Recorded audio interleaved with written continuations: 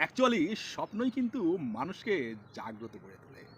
আজকে আমি যেই ধরনের স্বপ্ন দেখেছি, সেইটা আমি আপনাদেরকে এই ভিডিওর মাধ্যমেই শেয়ার করতে চাই।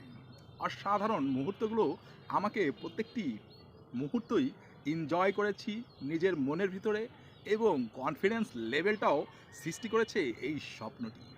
স্বপ্নটি ঠিক এমন ছিল যেমনটি আমি এই ভিডিওর মাধ্যমে আপনাদেরকে বলতে চাচ্ছি। তার আগে এইটুকু বলতে চাই, মনের ভিতরে যেই ধরনের কনফিডেন্স কাজ করেছে এবং ফেসবুক মামা এই ব্রেনের ভিতরে সর্বক্ষণ যেই ধরনের ক্র্যাশ করে ফেলেছে, সেটা কিন্তু স্বপ্নেও রেহাই নাই। এই জন্য বলছি স্বপ্নটা এমন ছিল, স্বপ্নের ঘরেই যেটা হচ্ছে সেটাই আমি কিন্তু বলছি যে স্বপ্নটা ঠিক এমন ছিল।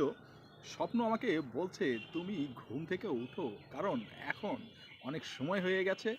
ফেসবুকে একটি ভিডিও তোমার ছাড়ার টাইম শেষ হয়ে যাচ্ছে, অবশ্যই মুহূর্তগুলো এনজয় করো।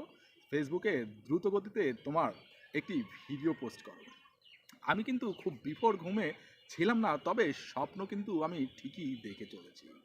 স্বপ্নও দেখছি এবং মনের ভিতরে মন আত্মা যেটা কাজ করে সেটাও কিন্তু বলছে যে তোমার ঘুম কিন্তু আজকে খুব বেশি হয়ে গেছে।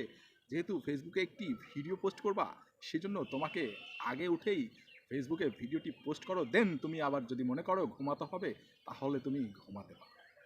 ঠিক যে কথা সেই কাজ, আস্তে আস্তে মস্তিষ্ক ছেড়ে দিল এবং ঘুমটা ভেঙে গেল।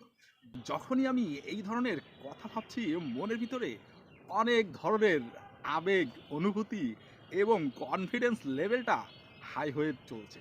কারণ এত সুন্দর স্বপ্ন যেটা আমি সুন্দর করে আপনাদেরকে গুছিয়ে বলতে পারছি না, বাট স্বপ্নটি আমার কাছে নিশ্চয়ই অসাধারণ মনে হয়েছে। কারণ ফেসবুক মামা আমাকে স্বপ্নেও ছাড় দিচ্ছে না। ফেসবুক মামার কাছে আমার একটি রিকোয়েস্ট থাকবে, নিশ্চয়ই তুমি ভিডিওটি পর্যালোচনা করে সুন্দর পদক্ষেপ গ্রহণ করবা। কারণ অনেক দিন ধরেই আমি ফেসবুকে ভিডিও ছেড়ে যাচ্ছি, কিন্তু এখন পর্যন্ত কোনো ভিডিওই ভাইরাল হয় নাই।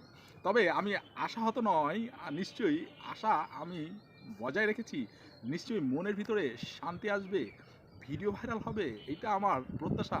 কারণ কখনোই আমি হার মানি না, যে কোনো কাজেই প্রত্যেকটি মুহূর্ত আমি এনজয় করি এবং এনজয় করে এগিয়ে চলার পথগুলোকে প্রশস্ত করি। চেষ্টা করে যাই নিজেকে ভালো রাখার জন্য এবং পরিবেশ পরিস্থিতি, আশেপাশে বন্ধুবান্ধব, আত্মীয় স্বজন যারাই আছেন না কেন, তাদেরকে ভালো রাখার জন্য কখনোই ব্যতীত হন নাই আমার দ্বারা কোনো ব্যক্তি। হয়তো কেউ আশা নিয়ে থাকলে তাকে আশাহত করতে চাই না, এটা আমার মনের ভিতরে সবসময়ই বাসা বাঁধে। Thank you very much.